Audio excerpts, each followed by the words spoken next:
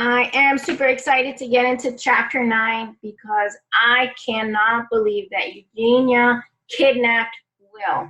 So let's get right into it. Chapter 9, Ethan learns to trust.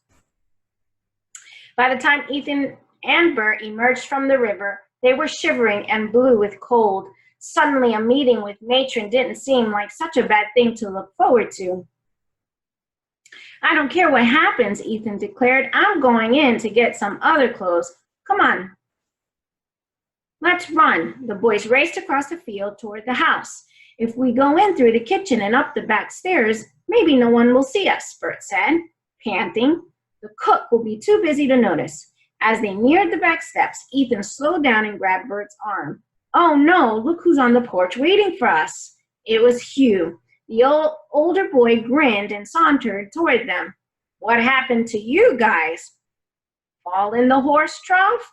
I wouldn't go in there if I were you. Matron is in the kitchen.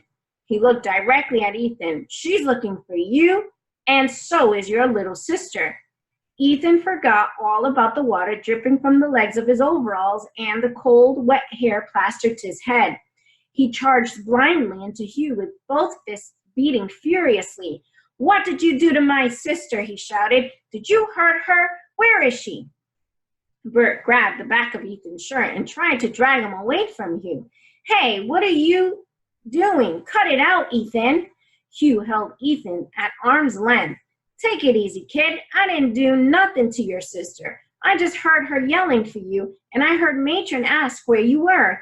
You'd better go back to the barn until you dry off a little. Whatever she wants you for will be twice as bad if she sees you looking like that.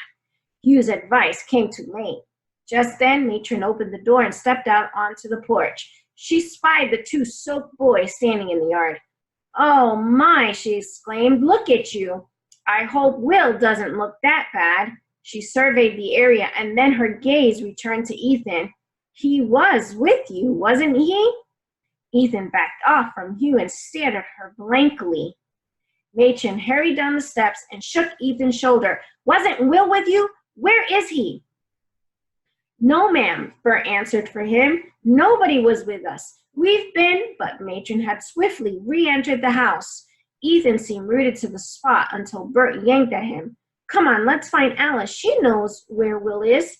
I think Ethan knows where he is too, Hugh said. I heard you talking about hiding something. What else would it be if you ain't stole nothing? Guess I better go up and tell Mr. Lehman about it. There's several things I could tell him. You know, he stuffed his hands in his pockets and turned away. No, Ethan ran after him. You can't tell him. I never took anything. I didn't hide anything. I don't know where Will is. Hugh stopped and tilted his head toward Bert.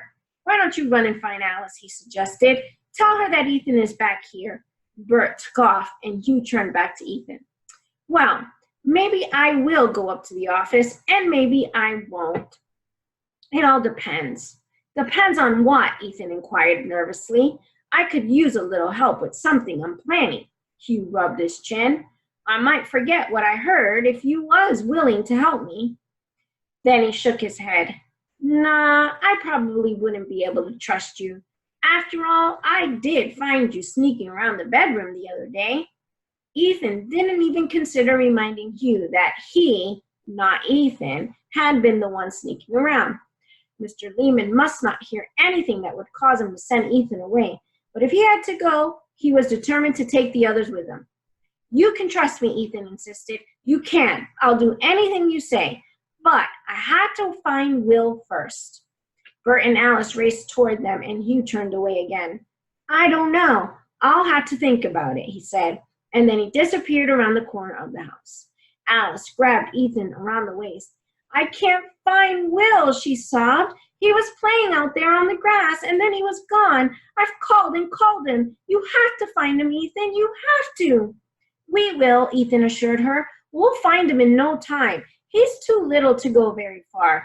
Where did you see him last? Before Alice can answer, Matron reappeared. Boys, come in this instant and change your clothes. We have enough trouble around here with these 2 cases of pneumonia. Around here without 2 cases of pneumonia. But Will, Ethan protested. I have to find Will. Matron took both boys by the arms and headed for the porch. No buts. We've got folks looking for him. He's probably fallen asleep out there in the haymow, and he'll be back here before you're dressed. Now get upstairs. Ethan was in despair. Why did he always have to worry about two things at once? If only he had remembered to make his bed, this never would have happened.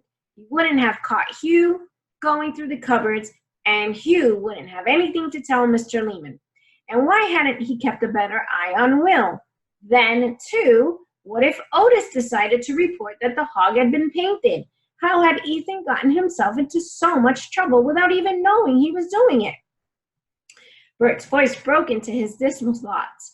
Ethan, what if that lady came back in the big car and got Will?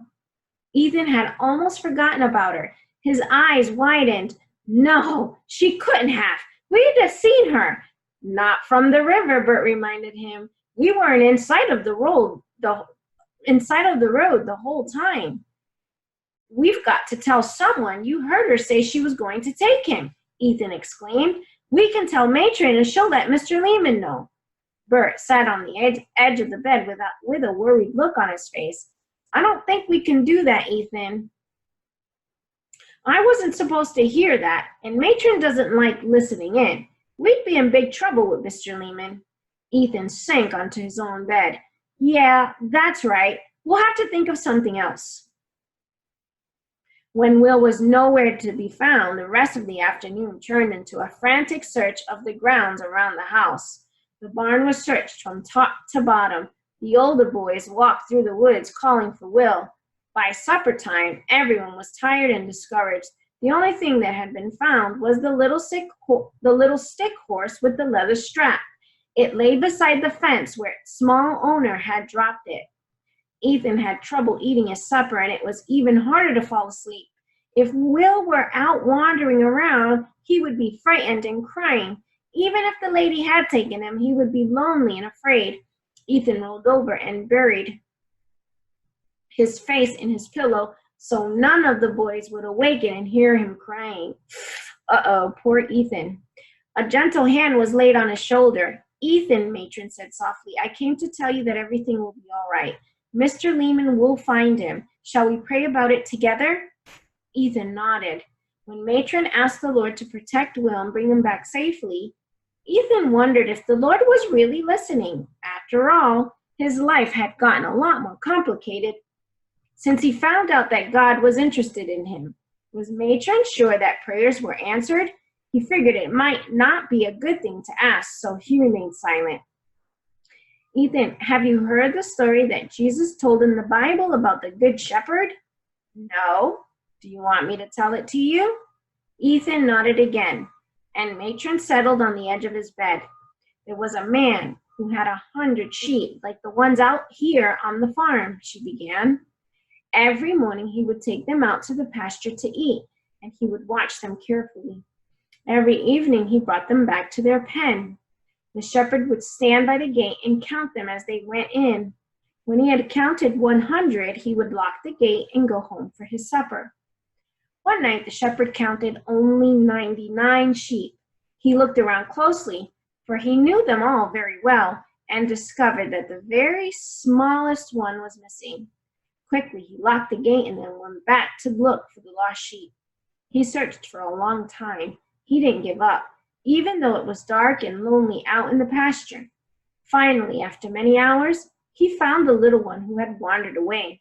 The shepherd carried him back and put him in the pen with the others. Then he could go home. Matron paused. Jesus told that story because he wants us to know that he is the good shepherd and we are his sheep. He knows that about Will. He knows right where Will is. The good shepherd wants us to trust him. Do you think you can do that? I'll try, Ethan said. I like that story. If someone is taking care of Will, I guess I can sleep. Matron patted his head and then left. Ethan, comforted, turned over and slept. And that is the end of chapter 9. We need to move quickly into chapter 10, so I'll see you there.